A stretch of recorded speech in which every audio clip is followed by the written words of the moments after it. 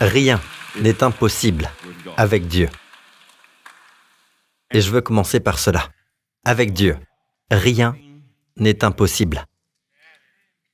Il n'est pas dit, pour Dieu, rien n'est impossible.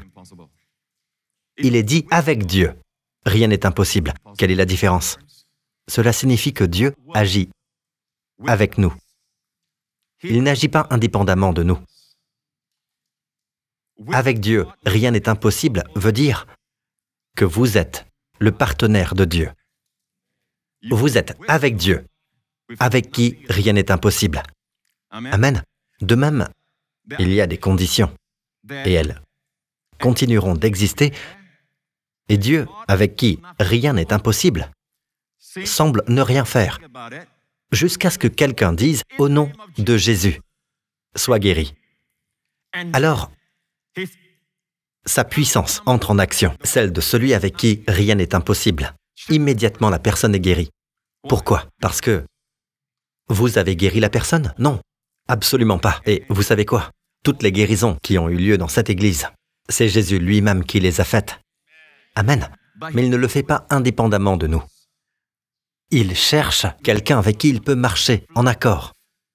Ou plutôt, quelqu'un qui peut marcher en accord avec lui.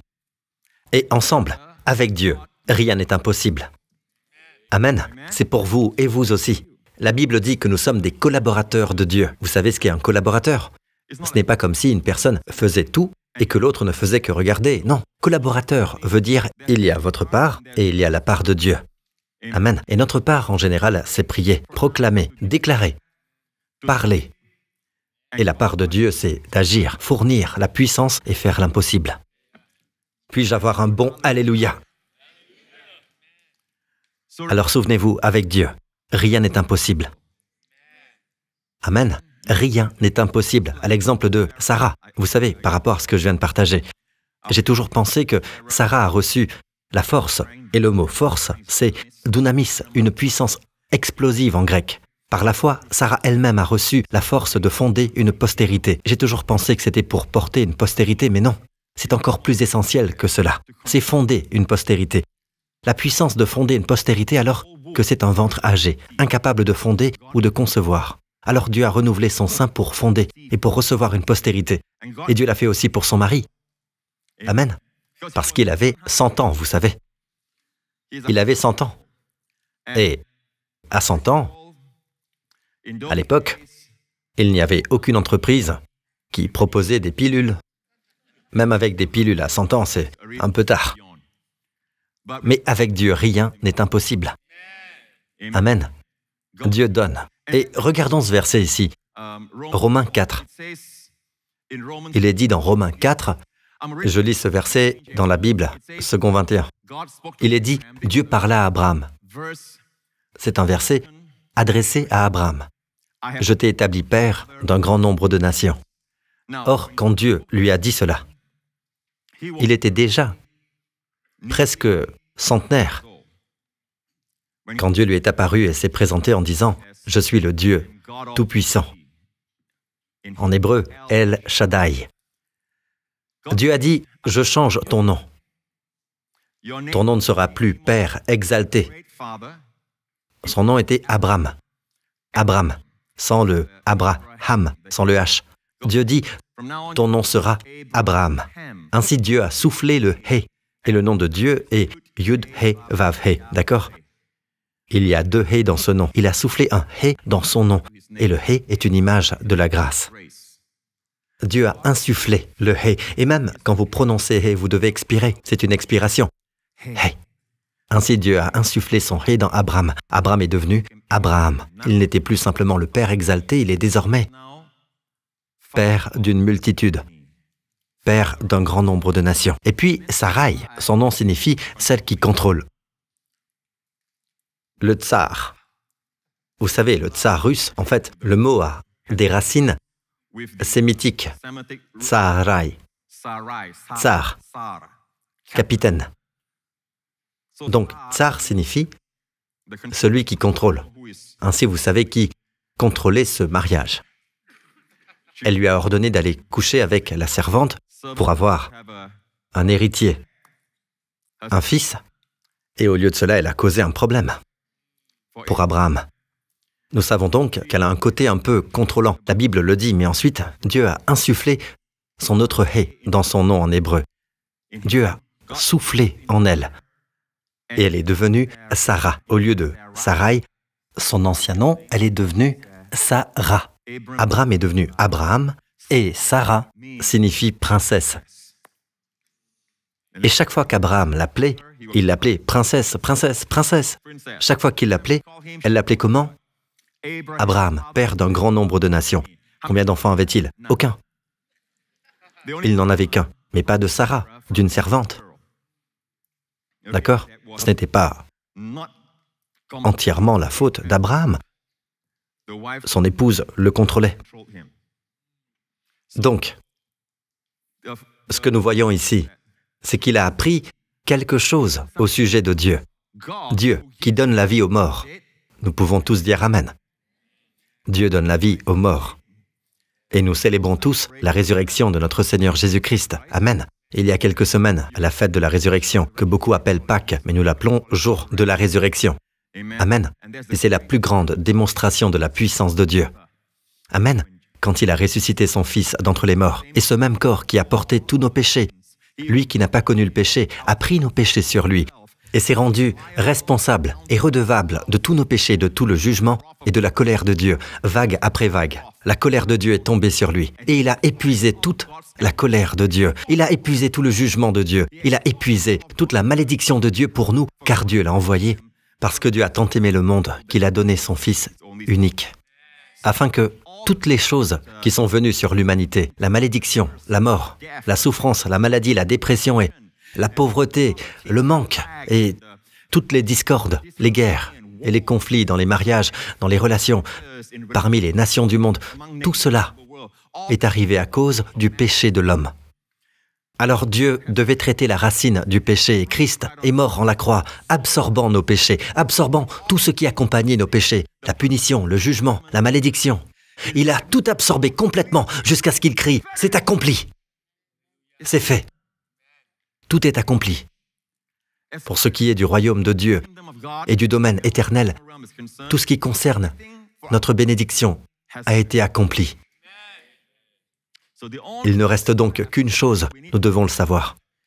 Nous devons entendre des enseignements sur notre héritage.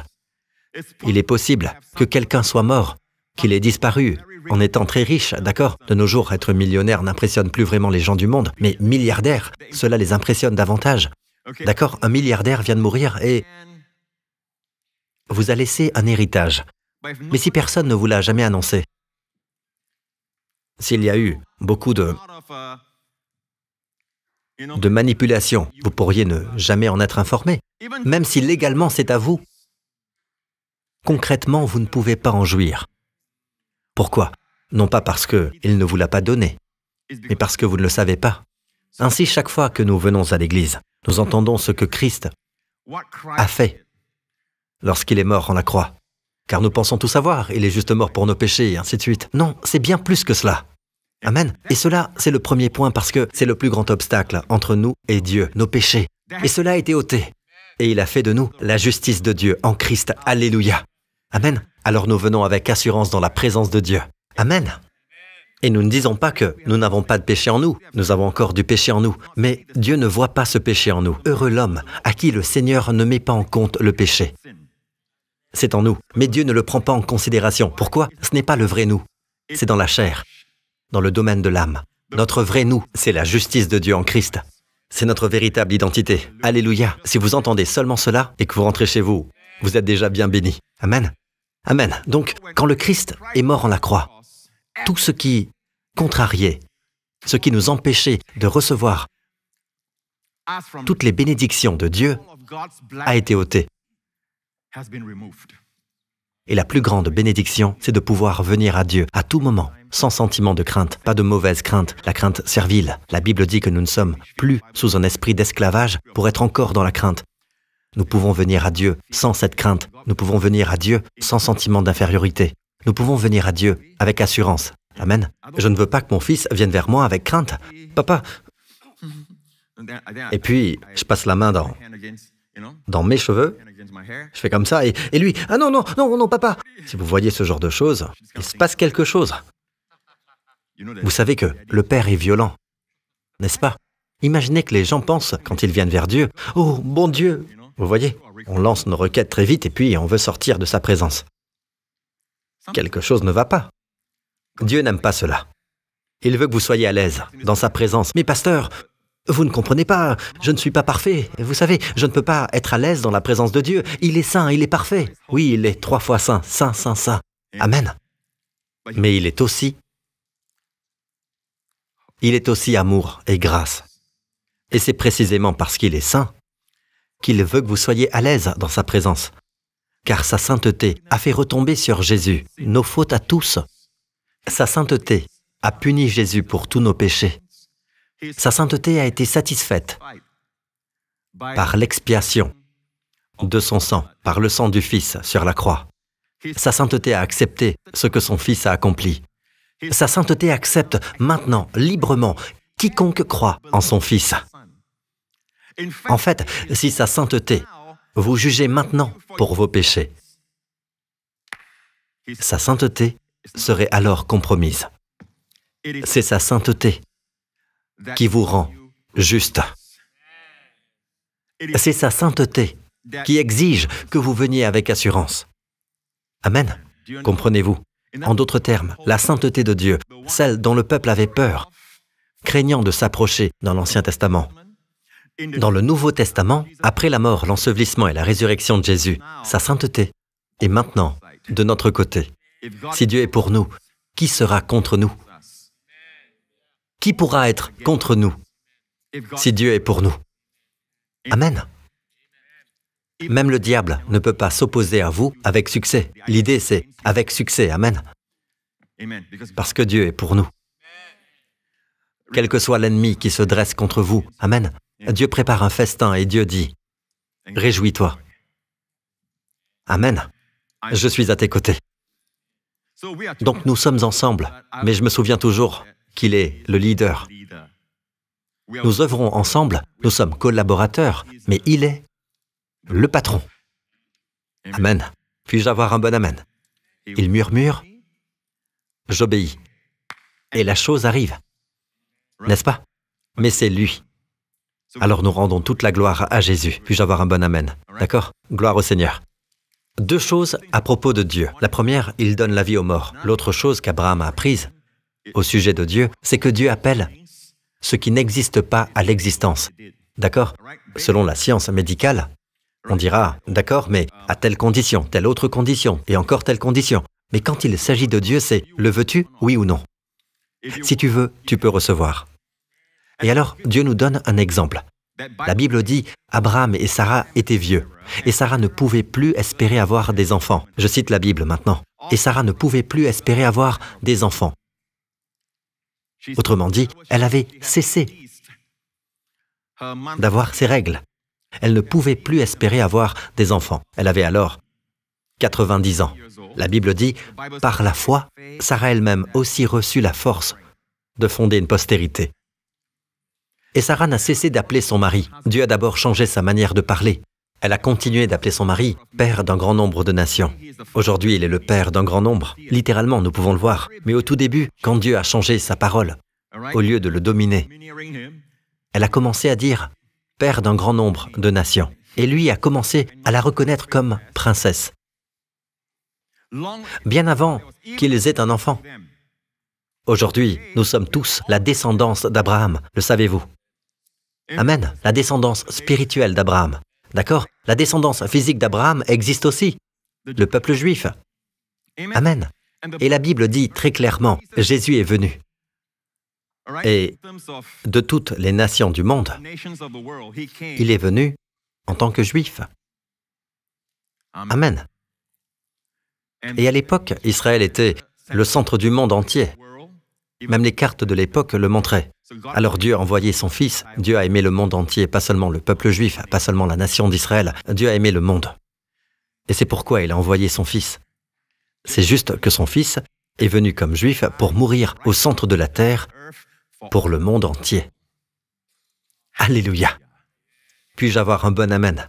Ainsi, la première chose que vous apprenez sur Dieu, c'est que Dieu appelle ce qui n'existe pas à l'existence. Si vous voulez voir quelque chose arriver, la voix de Dieu, c'est comme ceci. La voix de l'homme, c'est toujours quoi?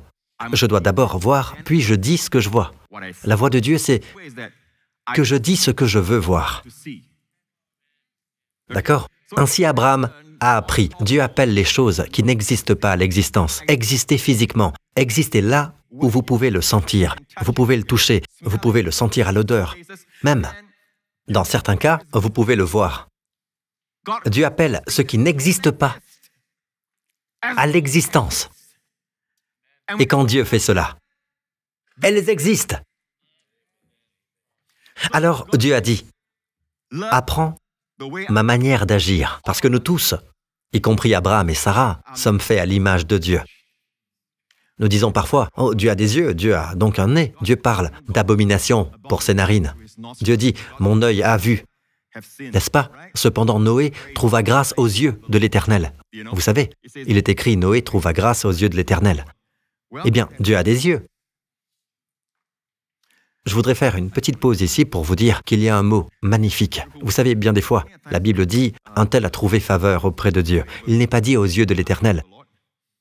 Mais pour Noé, c'est quelque chose de particulier. Noé trouva grâce aux yeux de l'Éternel. Voudriez-vous voir une révélation à ce sujet? J'ai préparé quelque chose pour vous. Je ne savais pas si j'allais l'utiliser, mais maintenant je réalise que le Seigneur veut que je le partage avec vous, puisque je l'ai cité. Noé trouva grâce aux yeux de l'Éternel. C'est ce que la Bible dit. Noé trouva grâce aux yeux de l'Éternel. Parfois, il est simplement dit « un tel a trouvé grâce auprès de Dieu ». Faveur auprès de Dieu. N'est-ce pas? Mais ici, Noé trouva grâce aux yeux de l'Éternel. Vous me direz qu'il n'y a pas d'humour dans la Bible. Je vous dis qu'il y en a, si vous comprenez l'hébreu. D'accord? Votre Ancien Testament est écrit en hébreu. En hébreu, le mot pour grâce est hen. Il y a deux mots pour la grâce. Par exemple, il y a deux mots pour grâce et faveur, avec la même idée, d'accord? En français, nous avons le mot grâce. J'ai animé autrefois une conférence appelée « Conférence sur la grâce et la faveur ». La grâce et la faveur, c'est la même chose? Oui, en soi, au fond, c'est la même chose. Mais faveur s'emploie davantage entre des personnes. Mais parfois, il y a des exceptions d'usage. Ils sont employés entre l'homme et Dieu. Cet homme a trouvé faveur auprès de Dieu. Et parfois, le mot est « hen », comme ici, Noé a trouvé « hen », pas « chesed ». Il y a donc aussi deux mots pour faveur en hébreu, chesed et hen. Chesed s'emploie davantage entre Dieu et l'homme, mais parfois aussi entre homme et homme, comme dans l'histoire du serviteur d'Abraham dans le livre de la Genèse, chapitre 24. Ici donc, Noé a trouvé la grâce. Laissez-moi vous montrer le mot grâce. La grâce, c'est hen, d'accord? Et le nom de Noé est Noër, et il le prononce Noër. Tout le monde dit Noër. Deux lettres seulement, Nun, Het. En hébreu, je cite l'alphabet comme AB, d'accord? Je dis Nun en hébreu, Het. Noër. Vous savez ce qu'est Noër? Nous disons Noé. Noër veut dire repos. Noër signifie repos. Noër. D'accord? Le mot Menucha vient de Noër. Cela donne le nom Menucha. Vous avez compris? D'accord. Noé trouva grâce aux yeux de l'Éternel. Voici donc Noé. Inversez les lettres. Vous avez maintenant Het, Nun. Et que signifie-t-il? Hen, la grâce. Nous le savons tous que, biologiquement, quand on regarde quelque chose, par exemple, quand on regarde un arbre, l'image est inversée. Vous le saviez? Noër trouva grâce aux yeux de l'Éternel. D'accord? C'est un petit bonus, c'est gratuit. D'accord? Donc, le mot qu'il faut prononcer, Rein. Par exemple, si votre nom est Hannah, cela signifie grâce de Dieu. N'est-ce pas? Si votre prénom est John, il vient aussi de ce mot. Rein, Yohanan, Yohanna, c'est la même famille. D'accord? Donc, Noër trouva la grâce. La leçon apprise, même d'un verset comme celui-ci. Le repos trouve faveur auprès de l'Éternel. Le repos trouve grâce auprès de l'Éternel. Amen. On m'a dit un jour que quelqu'un a dit « Oh, vous savez, le pasteur Prince n'arrête pas de dire que la grâce est une faveur non acquise, non méritée. Vous n'avez rien à faire pour la mériter, etc. » Puis la Bible dit « Jésus plein de grâce. » D'accord? Comment expliquez-vous cela? Le pasteur Prince a aussi dit que là où le péché s'est multiplié, la grâce a surabondé. En réalité, je n'ai pas dit tout cela. C'est l'apôtre Paul. Blâmez-le. Mais ce n'est pas grave. Vous savez, je serai en bonne compagnie. Ce n'est pas grave. Il a dit, là où le péché s'est multiplié, la grâce a surabondé. Puis la Bible dit, Jésus plein de grâce. Cela signifie non acquis, non mérité. Dans des contextes où c'est non acquis, non mérité, cela abonde. La grâce abonde. Amen. Amen. Si plus votre passé est sombre, plus la grâce de Dieu repose sur vous. Et c'est pourquoi, je reviendrai là-dessus encore, c'est pourquoi, dans la généalogie de Jésus, vous constatez que les seules femmes qui sont mentionnées, vous avez Abraham eut pour fils Isaac, Isaac eut Jacob, et ainsi de suite.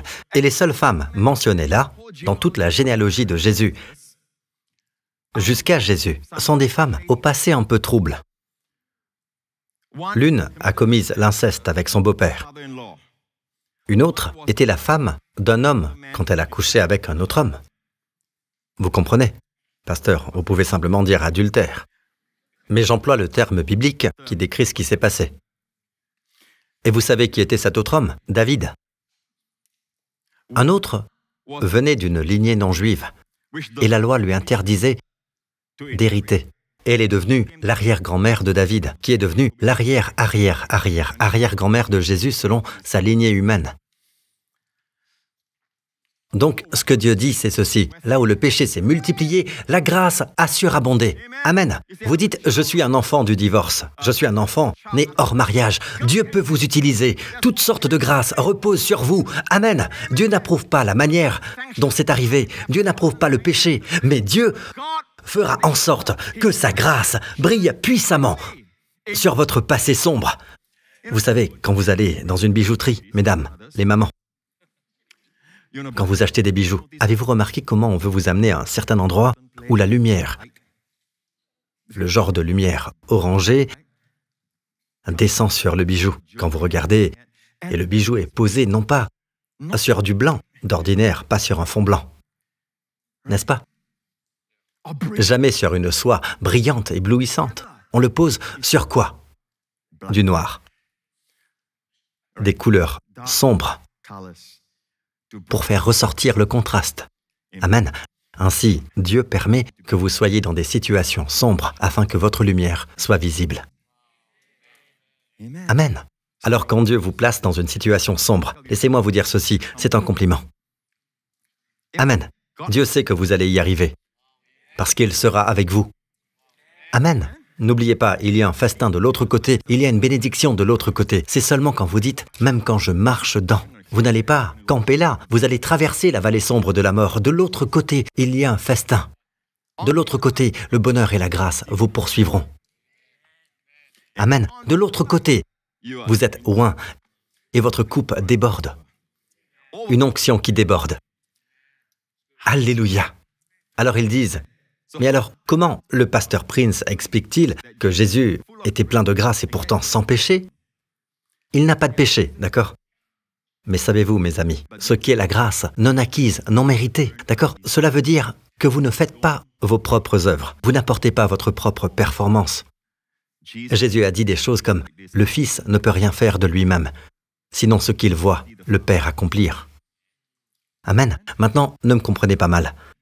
Son ministère a duré 3 ans et demi, et personne n'a été plus actif que notre Seigneur Jésus. Même au cours d'une journée, vous voyez qu'en chemin, il guérit, il laisse toujours une bénédiction derrière lui. Il arrive à un enterrement, il n'assiste jamais à un enterrement jusqu'au bout. Un enterrement finit toujours par une résurrection. Vous savez? Amen. Jésus, même quand il est dans un lieu où il y a un manque, il fournit 12 paniers avec les morceaux qui restent dans une célébration de mariage. Quand il n'y a plus de vin, il multiplie 6 jarres. D'accord? Je veux dire, pas des gallons, 6 grandes jarres d'eau, d'énormes jarres de vin que le couple peut utiliser après leur mariage, après leurs noces, pour eux-mêmes. Amen. Ainsi, il apporte toujours la provision avec lui. C'est pourquoi il est dit, le royaume de Dieu est au milieu de vous. Quand il est là, il dit, le royaume de Dieu est au milieu de vous. Là où je suis, la provision est là. Puis-je entendre bon amen? Gloire à Dieu. Vous savez, quand je prie pour vous tous, je monte ici en voyant la provision. Je vois que le royaume de Dieu est ici. Amen. Je ne vois pas le manque. Et aussi, Si je vois une maladie, ou quelqu'un, par exemple, ne peut pas lever le bras, ou quoi que ce soit, je ne vois pas le problème, je vois la provision. Et en fait, le problème est là. Alors la provision est d'autant plus grande pour ce problème. Parce que là où le péché augmente, là où il y a un manquement, dans quoi que ce soit, c'est ainsi que le péché est défini. Là où le péché s'est multiplié, la grâce a surabondé. Alléluia. Puis-je entendre un bon amen? Alors on dit, comment expliquez-vous cela? Comment expliquez-vous que Jésus n'avait pas de péché? Très simple, il est l'homme du repos. Parce que la grâce, c'est quoi? Non acquise, non méritée. Il est un homme de repos. Le repos trouve faveur auprès du Seigneur. En d'autres termes, le diable vous dira, qu'allez-vous faire à propos de cette situation? Votre enfant est comme ceci, votre enfant est comme cela, votre enfant est ceci, qu'allez-vous faire à ce sujet? C'est ainsi qu'il se présente, et c'est ainsi que les gens deviennent anxieux, ils s'inquiètent. Votre part est celle-ci, il vous lance la balle, empoisonnée, ne la gardez pas en disant, qu'est-ce que je fais ensuite? Vous avez oublié de lever les yeux vers le haut, c'est ce que Moïse a fait. Vous savez, Moïse, souvenez-vous quand il a essayé d'aider son compatriote qui était maltraité et harcelé par les Égyptiens. Il a tué l'un des Égyptiens, vous vous souvenez? Et il a enterré cet homme. Évidemment, il n'a pas fait le travail comme il fallait en l'enterrant. Tout ce qui est fait par la chair humaine. L'effort humain n'est pas un bon travail. Et il n'était qu'un seul homme, n'est-ce pas? Plus tard, 40 ans plus tard, quand Dieu a enseveli tous les Égyptiens, c'était parfait. Cette fois, ce n'était pas la chair, c'était l'esprit. Nous apprenons à toujours faire les choses par la puissance du Saint-Esprit. Puis-je entendre bon amen? Il peut faire tellement plus. N'est-ce pas? Et quand il a tué cet homme, il y a quelque chose d'intéressant. La Bible dit, il regarda de tous côtés. C'est dans la Bible, c'est dans la Bible. Une chose que Moïse a oubliée, en regardant de tous les côtés, il n'a pas levé les yeux vers le haut. Plus tard, il a appris à lever les yeux, quand il se tenait devant la mer Rouge. Amen. Il y a donc quelque chose que nous devons tous apprendre maintenant. Hein? D'accord? Gloire au Seigneur. Vous savez quoi? Si nous étions à un autre moment, à un autre lieu, les blagues ne s'arrêteraient pas là. Mais faute de temps, m'encouragez pas, ok? Très bien. Alors, il a donc appris cette leçon. Appeler ce qui n'existe pas à l'existence. Nous sommes faits à l'image de Dieu. La Bible dit que Dieu a vu les ténèbres. Le livre de la Genèse, chapitre 1, le tout premier chapitre de la Bible. Ceci est le commencement de la création. Dieu a vu les ténèbres. Je ne devrais pas dire le commencement de la création. Je devrais dire nouvelle création ou recréation. Parce qu'il y avait probablement une création avant cela. Et Dieu a vu les ténèbres. Et Dieu a créé cela aussi. Mais quelque chose est tombé, et je crois que c'est à cause de la rébellion de Lucifer contre Dieu qui a affecté le monde. Et il y avait un monde précédent. Puisque je l'ai déjà mentionné, autant continuer, n'est-ce pas? Il y avait un monde précédent. Car si je vous dis que je prends le verre d'eau et il est maintenant vide, j'ai déjà bu mon eau, je dis, pouvez-vous, s'il vous plaît, me le remplir à nouveau, me le re-remplir? Ça signifie quoi? Qu'il a déjà été rempli une fois. Ainsi, Dieu n'a pas dit à l'homme d'emplir la terre, mais Dieu a dit à l'homme, remplissez la terre. Cela signifie qu'il y avait quelque chose. Nous ne savons pas quel genre d'habitants il y avait, d'accord? C'est pourquoi les gens du New Age parlent d'une terre appelée Atlantide. N'entrez pas dans toutes ces choses, la Bible est silencieuse. Quand la Bible se tait, nous nous taisons. Mais nous savons qu'il y a eu une création antérieure, dont, je crois, ils sont maintenant des esprits désincarnés, et ce sont des démons. Et c'est pourquoi ils rôdent encore autour de la terre, parce qu'ils estiment qu'ils ont le droit d'être ici. Dans certains endroits, ils se manifestent davantage, d'accord? Et je ne veux pas m'étendre là-dessus. Mais une chose, mais voilà, Dieu a donné la terre à des personnes avec des corps. Donc, voyez-vous, l'autorité sur la terre, Dieu l'a confiée à des personnes avec des corps. Ces esprits désincarnés n'ont en réalité aucun pouvoir sur cette terre. Même Jésus, Dieu est esprit, et Jésus est venu comme un homme. Maintenant, parce qu'il a un corps, quand les démons le défiaient, d'accord? Il employait cette expression, « Je suis le Fils de l'homme ». Il a souvent employé « Fils de l'homme » pour montrer qu'il a l'autorité sur la terre en tant qu'homme, oint par le Saint-Esprit. Oui, il est Dieu, mais il est venu en tant qu'homme. Toujours Dieu, mais pleinement homme.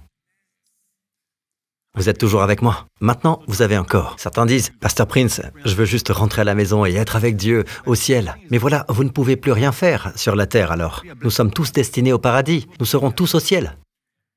Amen. Mais pas comme des esprits désincarnés. Nous serons au ciel avec des corps. Sauf que la Bible appelle ces corps des corps glorifiés que nous attendons maintenant. Puis-je entendre un bon amen? Alléluia. Merci Jésus.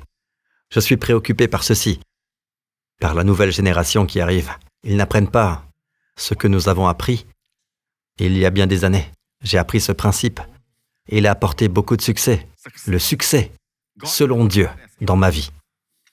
Et je veux juste partager cela parce que je l'ai vraiment à cœur. J'ai partagé certaines de ces choses avec mes pasteurs et aujourd'hui, je me sens libre de partager certaines choses. Mais nous avons peu de temps, alors essayez de me suivre aussi vite que possible, d'accord?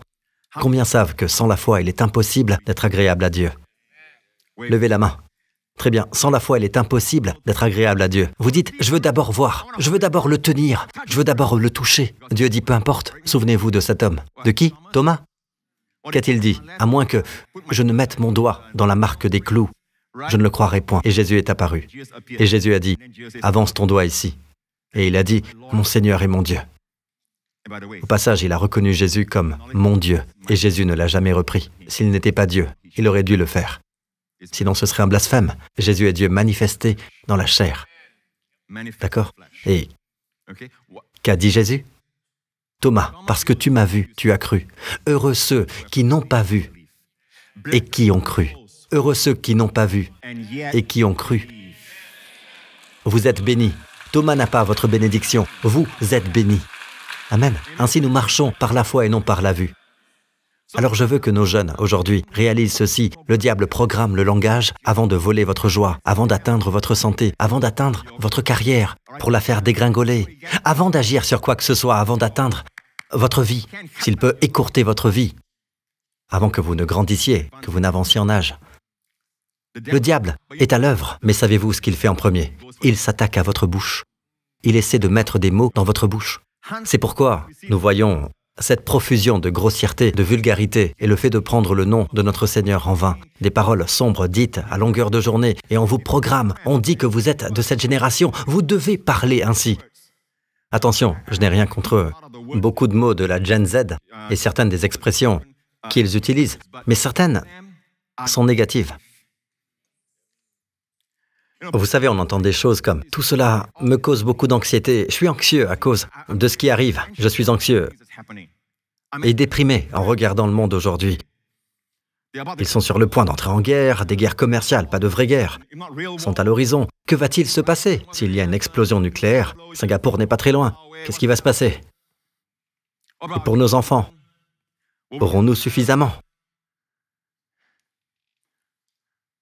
Je suis déprimé de voir tout ça.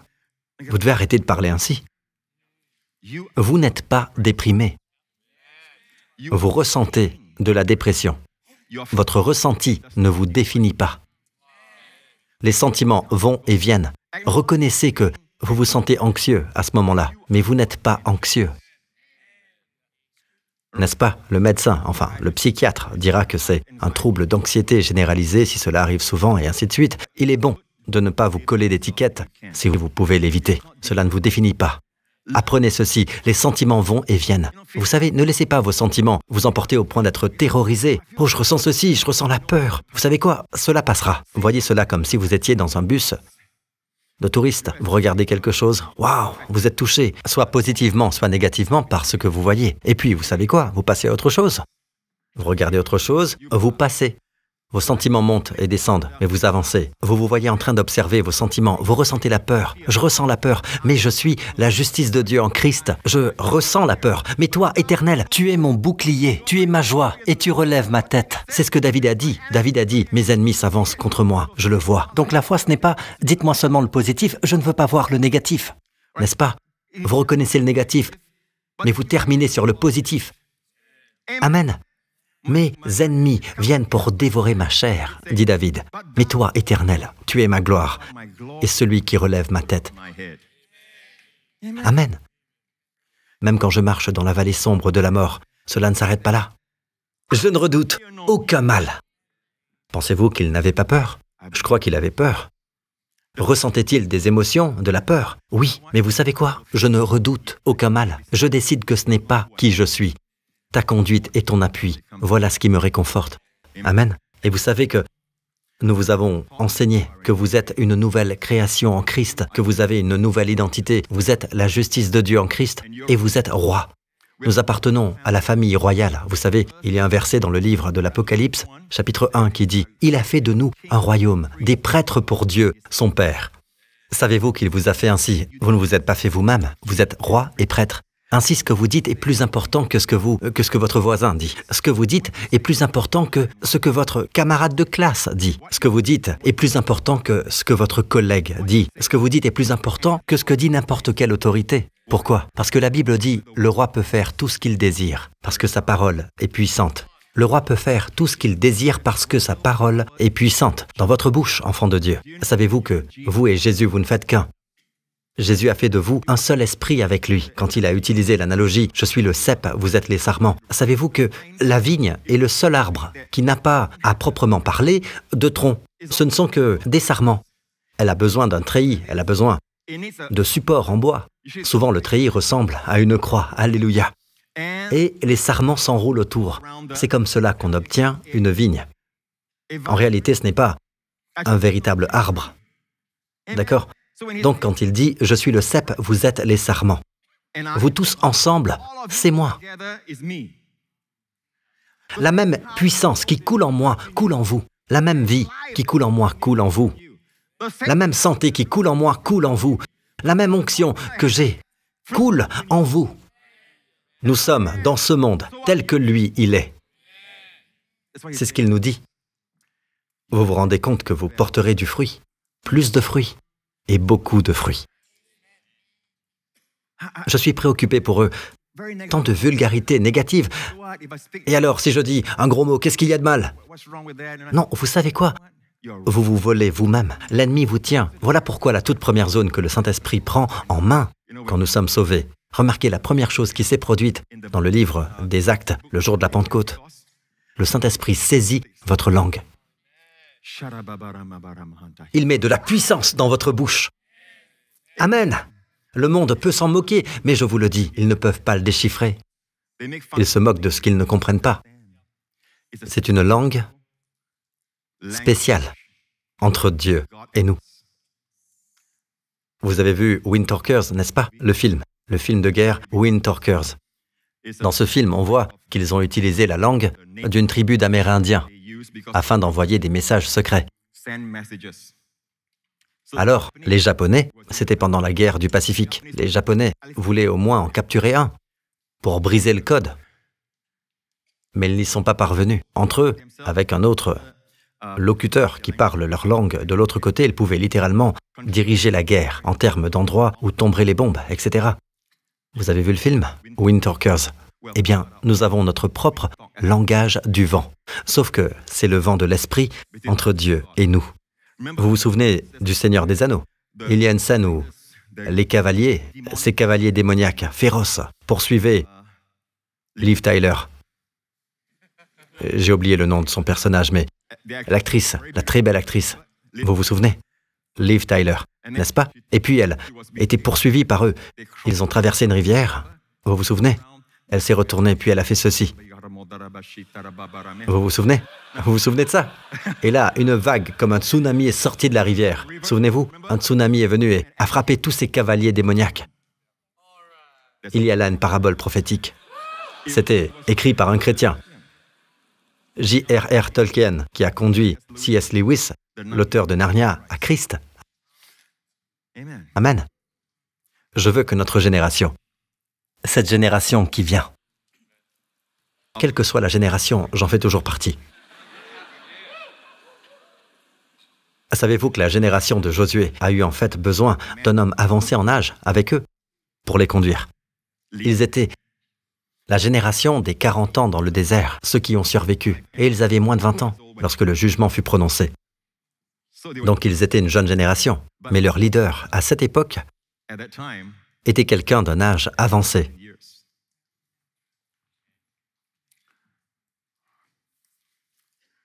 Alors, vous savez quoi? Peut-être que je sens que mon anniversaire approche, ou je ne sais pas, je me sens un peu sentimental à ce sujet.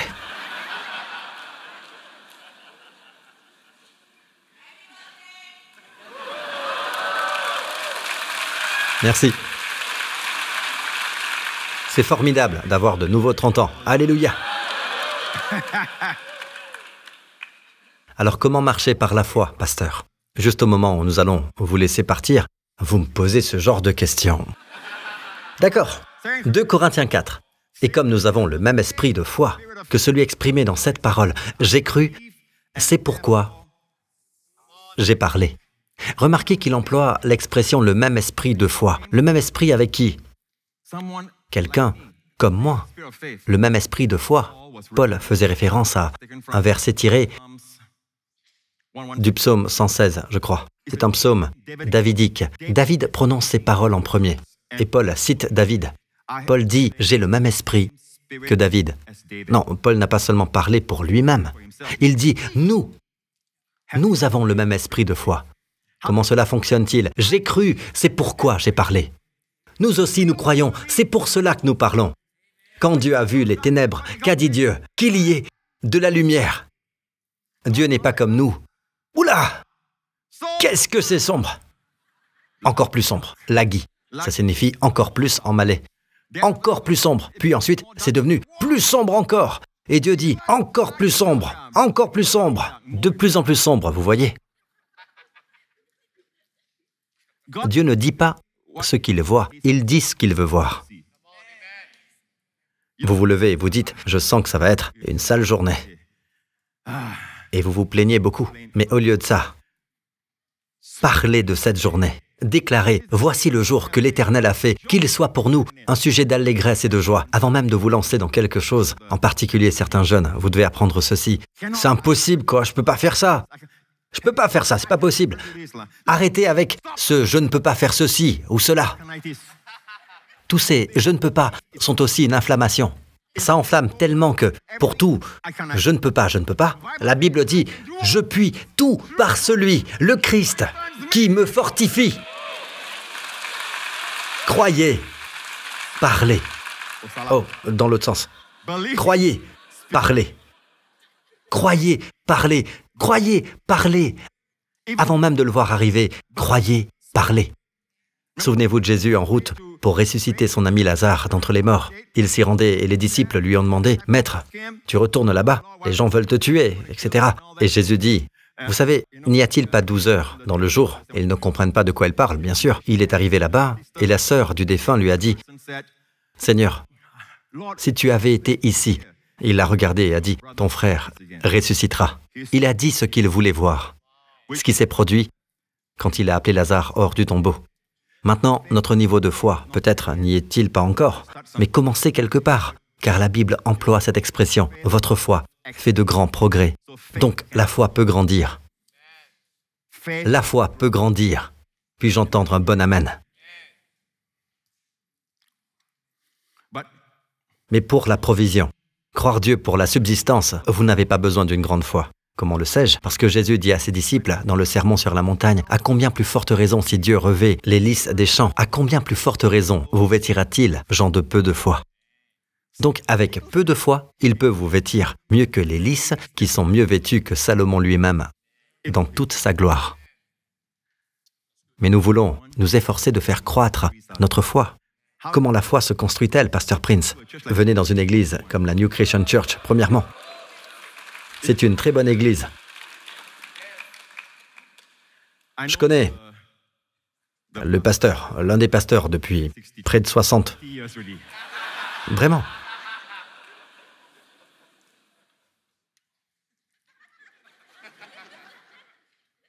Ce n'est pas la seule bonne église à Singapour, mais c'en est une de très bonne, par la grâce de Dieu. Pourquoi?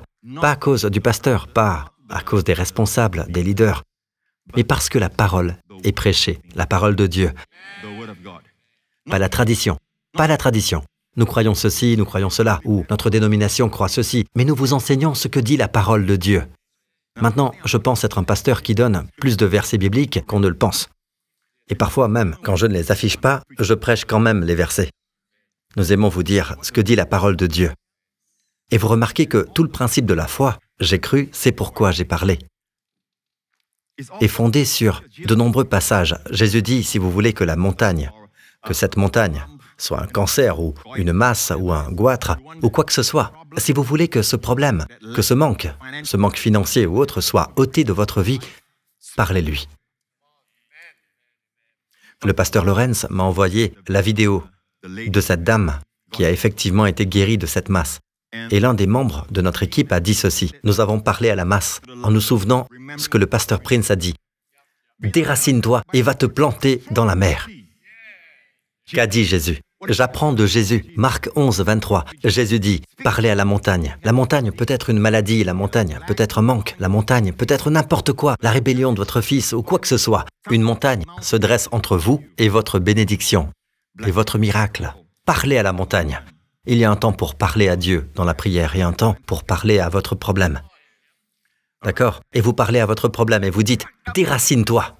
Jésus dit, je vais citer Jésus maintenant, Marc 11, 23, je vous le dis en vérité, si quelqu'un dit, remarquez combien de fois il dit, comptez avec moi, d'accord? Si quelqu'un dit une fois.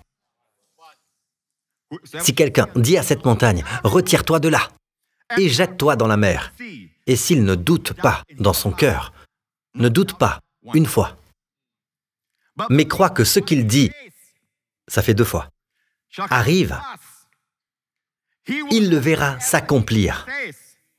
Il mentionne « dit » 2 fois et croire sans douter dans votre cœur 1 fois. Et les gens s'inquiètent de douter dans leur cœur 2 fois plus. Ils ne parlent pas davantage, voilà le problème.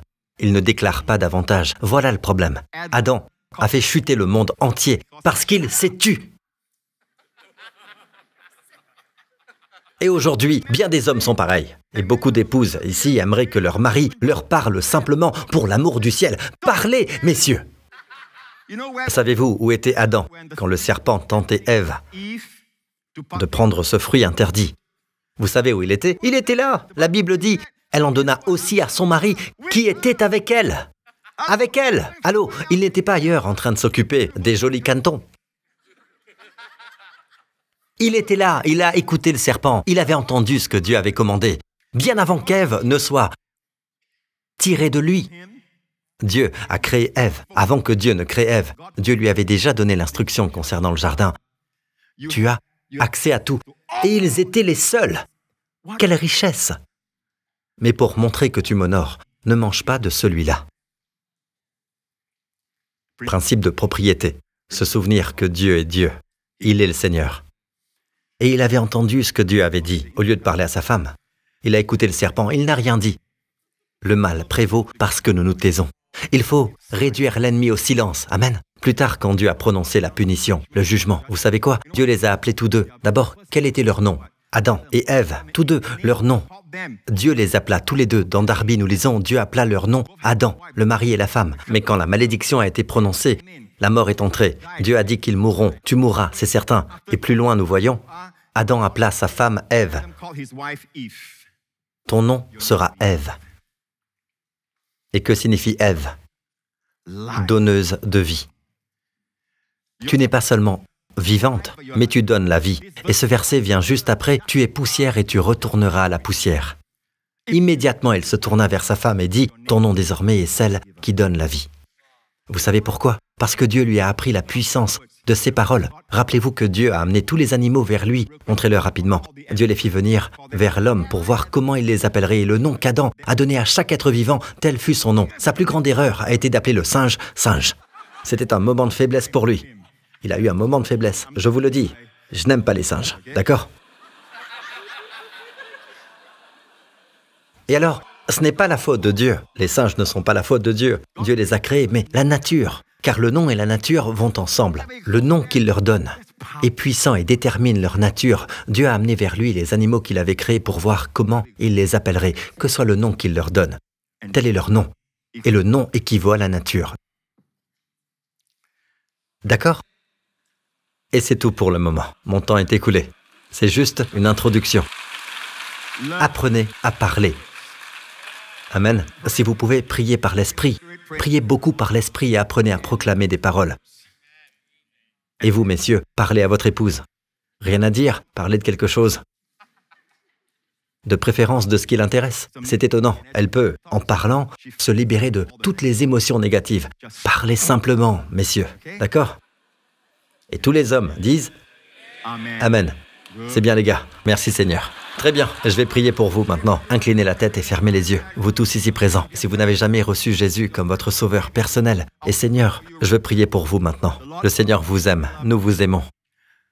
Je veux m'assurer que vous avez bien compris. Christ est venu dans le monde, non pour condamner, mais pour sauver. Avez-vous été sauvé? L'avez-vous laissé vous sauver de vos péchés, du jugement, de la condamnation? Si ce n'est pas le cas, faites cette prière avec moi maintenant. Dites, Père Céleste, je confesse ce que je crois dans mon cœur. Je confesse que Jésus-Christ est mon Seigneur et mon Sauveur. Je confesse que tu as ressuscité Christ d'entre les morts. Et je suis maintenant la justice de Dieu en Christ. Tous mes péchés sont pardonnés. Je suis une nouvelle création. Au nom de Jésus. Amen. Gloire au Seigneur. Très bien, mettez-vous debout. Gloire au Seigneur. Continuez d'assister au culte. Levez vos mains devant le Seigneur. Pour la semaine qui vient, que l'Éternel vous bénisse, vous et vos familles, avec les bénédictions les plus riches du Père Abraham, avec toutes les bénédictions de Deutéronome 28, et que l'Éternel vous garde, qu'il vous préserve, vous et vos proches, de tout mal et de tout danger, de toute la puissance du malin. Que l'Éternel fasse luire son visage sur vous et qu'il vous fasse grâce, qu'il vous soit favorable, que vous trouviez la faveur surnaturelle de Dieu partout où vous irez tout au long de cette semaine. Que l'Éternel tourne sa face vers vous et vous accorde la santé et la paix, shalom. Au nom du Seigneur Jésus-Christ. Et le peuple de Dieu dit Amen. Que Dieu vous bénisse. Nous nous reverrons bientôt.